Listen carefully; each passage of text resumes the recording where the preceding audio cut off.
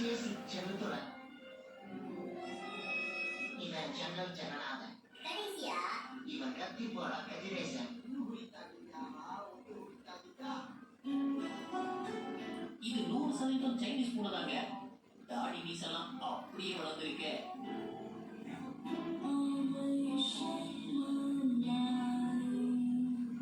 ஏதோ love matter போல.